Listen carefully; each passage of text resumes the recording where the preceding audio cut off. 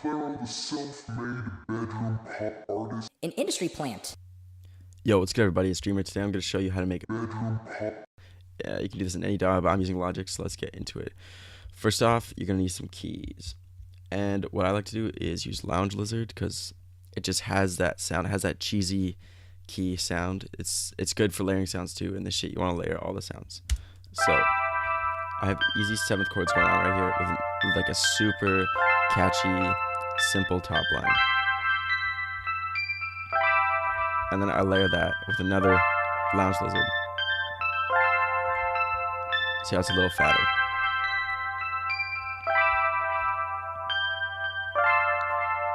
After that, we're going to go down and add another synth. It's keys actually, and this one is just stabs. This one is a keyscape sound, I think. Yeah, this is a keyscape sound. It can take a sec to load.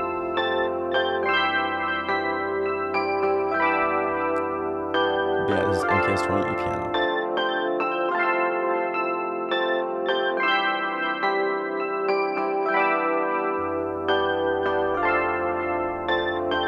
But I feel like you need these stabs to drive the whole beat, because without these stabs, it's just going to be this. Which is still interesting, but not in the same way it is when you have these. You want to do it on the bounce beats too, the stuff that like makes it feel more dancey, because that's basically what this whole genre is like. Then next, I went in and I added a laser gun, which is in Dext.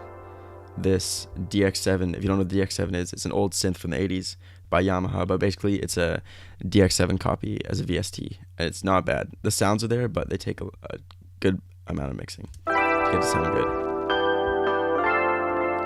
So for the last synth, or last keys, I should say actually, it's this organ right here, which I only have coming in at certain parts of the beat because it sounds super cheesy.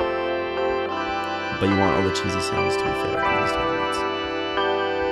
But I feel like if I had it going through all the way, it would be too much.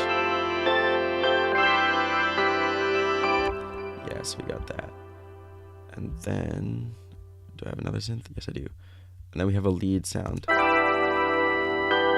This is in Dex as well. It does these pipe things. They sound pretty good. It's a cheesy sound, drenched in reverb. It works as a lead.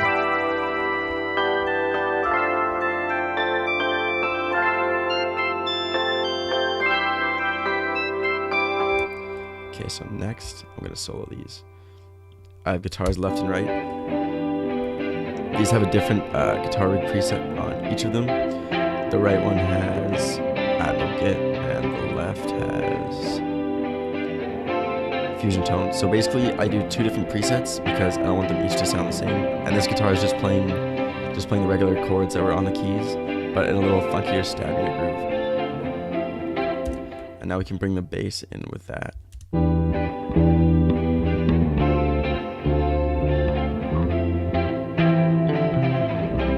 So basically the point of the bass in these is to keep it really dancey and like keep it up tempo, keep the thing moving along really nice. Because without these bouncy bass lines, if you just did like root note bass lines, it wouldn't be as much, there wouldn't be as much push. That's what I'm looking for. Okay, well, we have those. Next we can go on to the drums. So for these, they're all Lindrum sounds, super 80s sounding, because Lindrum was like the drum program of the 80s. So anyways, you want to keep it super bouncy. Keep it not sounding like a real drummer, but don't keep it so it's just like straight chords. Make it sound kind of like it could be a real drummer, but you know, it's obviously not. It's the program drums. They sound good, but you want to make it so it's like that bouncy pattern. Don't have like straight hi-hats going all the way through. Put some breaks in there. Have a cowbell feeling. I had a tom in here originally too, but I felt like it was too much, so I took it out. It also clashed to the bass, so I wanted to get rid of it. Okay, so all together, this is what the verse sounds like.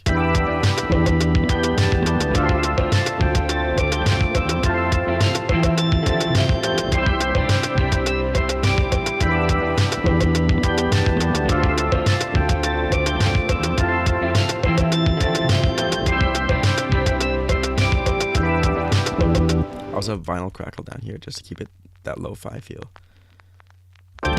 and it drops. I forgot to show when it drops. I have a drum fill over here.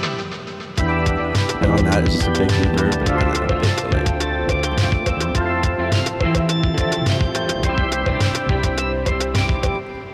Yeah, now we can move over to the hook section. So the hook section, I chose not to put any drums, just to be kind of a break. It's got the guitars, it's got the same bass as before, although the bass comes in the second half to build movement. Because without movement, these beats would be super boring and super plain, but that's most beats, to be fair. You need movement in all your beats.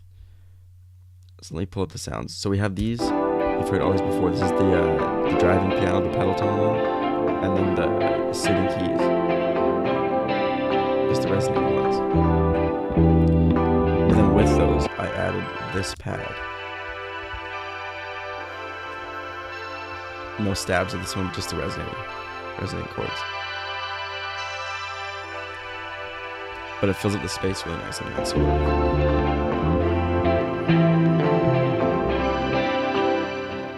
And when I do a transition to the next section, I always like to leave out a bit, just so you don't get that same thing and there's like a drop, and then everything comes back in, so it feels like something's gonna happen.